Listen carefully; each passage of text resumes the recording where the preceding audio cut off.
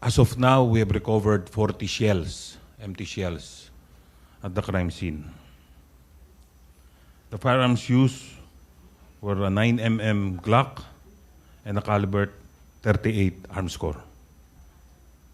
Upon verification, the 9mm Glock belongs or was issued to a policewoman assigned in PRO 8. The subject, policewoman, is now under investigation and placed under custody of the Regional Police Office. While the caliber 38 revolver is registered to a security agency in Cebu City. Diretso pong pumasok yung dalawang CICL natin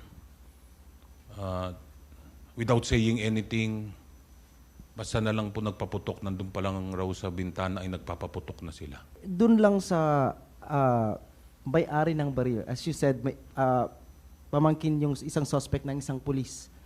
Saan niya inilagay yung baril niya? Ba't nakuha ng bata? Ito pa po ang chine-check natin, and if proven that they were remiss in the custody and safekeeping of their firearms, they will be charged accordingly.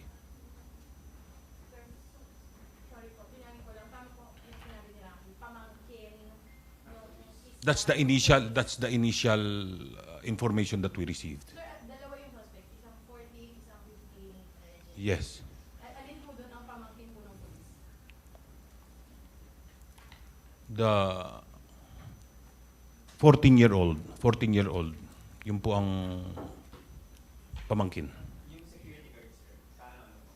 Yun ang tinitignan pa po natin. We're still verifying sa agency kung kaninong guard nila specifically na issue po yung caliber 38. Sir, sabi mo, at least 40 spent cartridges ang nakita. Saan po galing yun, sir? Kasi kung 40, baka 20 or more ang patay kung naputukan niya talaga. Yes, as a direct result of the guidance of our Chief PNP, the policemen in the area, yung local police was able to respond in less than 2 minutes. So they were able to immediately apprehend the 15-year-old possessing a caliber 38 at isa lang po ang naiputok niya. So nung na-recover sa kanya, may natitira pang 5 bala, if I'm not mistaken, yung 6-shooter. Now yung sa 9mm naman po, nung na-recover, meron pang natirang mga 3 bala na hindi na po niya naiputok. So we would like to think that although it's not enough, di ba? One dead or one disease is one too many.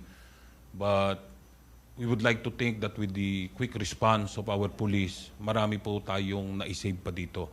As a matter of fact, in the classroom, there were 40 to 50 students. So, God forbid kung ano pa po yung hindi po tayo nakapag-responde kagad. Sir, sabi niyo, 40 empty shells. Kung dun sa Glock, ilan po ba ang laman nun? Marami na yung 20 eh. Sabi niyo po, may 3 pang natira. He changed magazine. Nag-change po siya ng magazine. So, as of now, we were only able to recover 2 magazines. But we're still checking the area. Sino po ang nag-change ng magazine? Yung 9mm po. Yung for 14 years old? Yes, yung 9mm.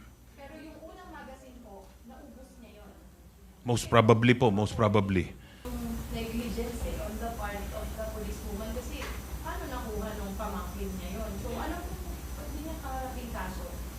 Yun po, yung nga, hindi properly taking care of our firearm, marami pong anong tawag dito, yung sama-sama pong kaso ang kakaharapin po ng ano natin dito. And the PNP will ensure that she will face whatever necessary na pong cases na maifa-file sa kanya for infidelity in the custody of her own firearm.